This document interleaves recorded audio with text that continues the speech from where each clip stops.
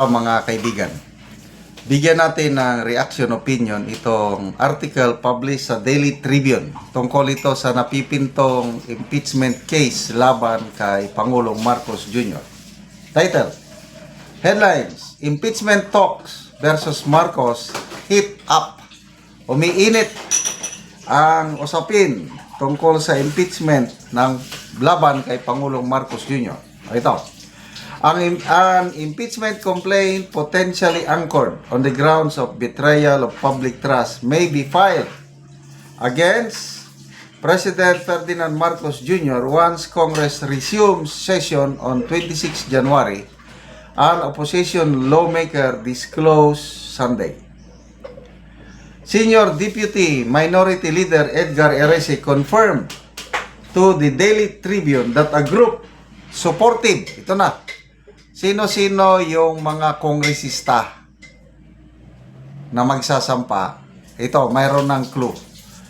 Group supportive of Vice President Sara Duterte would file the impeachment case against the President, which would be jointly endorsed by some members of the majority and independent lawmakers. The unnamed group, he said, initially reached out to him to solicit his support in endorsing the complaint, but he turned it down. Okay, so klaro na. Hindi si Congressman Erese ang mag-endorse.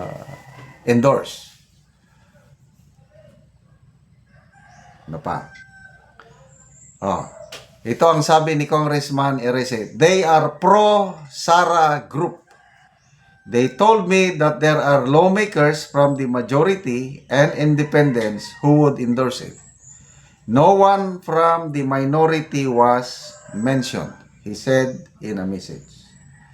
To recall, the independent bloc was initially composed of the fiercest critics of former House Speaker Martin Romualdez. They are, ito na, mga pangalan: Davao Representatives Paulo Duterte, Omar Duterte, Isidro Ungab, Harold Duterte, Navotas Representative Toby Chanco, Bacolod Representative Albi Binetes, and Cebu Representative Duke Prasco.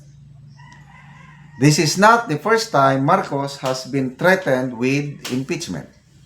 In May last year, Duterte Youth Party List founder Ronald Cardema and his wife, former Representative Marie Cardema, filed what could be the first impeachment against Marcos, accusing him of betrayal of public trust for allowing the arrest and transfer of former President Rodrigo Duterte to the International Criminal Court. The filing, however, hit a roadblock as then the Secretary General Reynald Velasco, who is mandated to receive the petition, was nowhere to be found, with his staff refusing to accept it, the couple claimed. Erese said it remains unclear if the new impeachment complaint will reach the threshold of 2/3 of the entire House to advance it to the Senate for trial, given that Marcos enjoys supermajority support from the lower chamber. Nevertheless, he said, petitioners will anchor the impeachment complaint on betrayal of public trust, citing Marcos' gross, inexcusable negligence in thoroughly vetting the three recent budget passed under his administration, particularly the alleged graft-ridden 2025 General Appropriations Act. Sabi ni Congressman Erese, ito yung grounds. Because for 3 years, he pretty much let Congress squander his budget. He didn't do anything, nor did his cabinet, Erese said in a separate radio interview. He attributed this to alleged connivance among Marcos allies in Congress and cabinet members in manipulating the budget as well as alleged corruption in flood control projects that further tainted the administration. Malacanang shrugged off the talk of an impeachment move, saying it will not give due credence to unsubstantiated statements. Sabi ni Claire Castro, we have seen this statement made by a lawmaker. At this point, these are unsubstantiated statements allegedly coming from the supporters of a certain politician. She said Marcos remains committed to leading and producing results for the Filipino people. He respects the existing constitutional processes and believes that any actions taken by members of Congress will be driven by facts, the law, and national interest. The administration will not speculate on rumors or political maneuverings, sabi ni Castro. Administration lawmakers, Adjong and Ortega, nag-react din, sabi nila na dapat daw masunod ang constitutional standards. Ang tanong, yung impeachment case laban kay BP Sara isinampa nila last year, nasunod ba nila ang constitutional standard? Hindi. Kaya back to you, Adjong and Ortega. So, ito, kaabang-abang.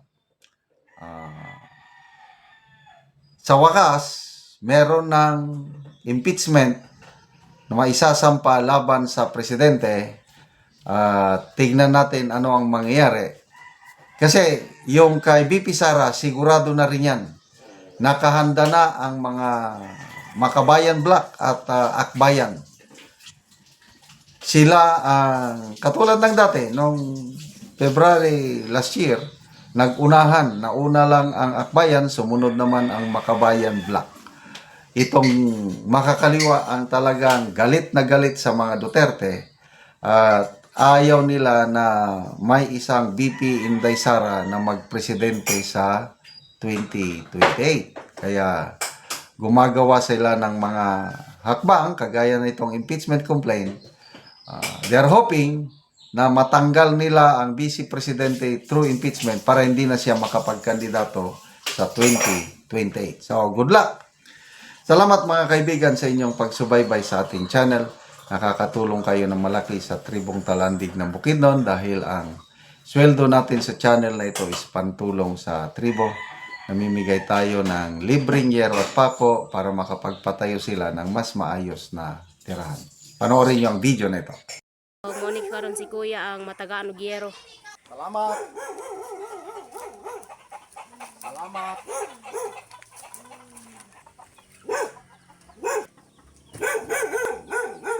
So si Kuya nakaabot na gyud. So mo na ang iyang balay. Itsura sa iyang balay.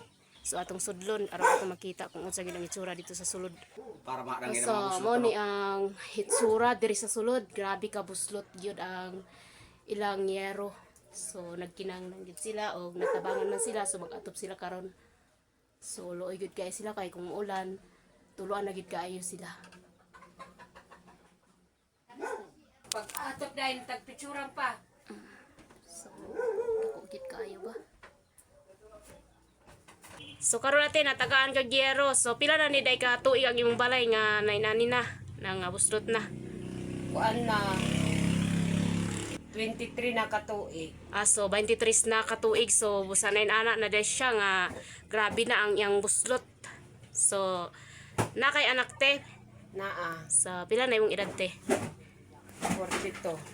So 42 na si ate. So natagaan na kag yero ate makaatop na gid mo karon. Salamat.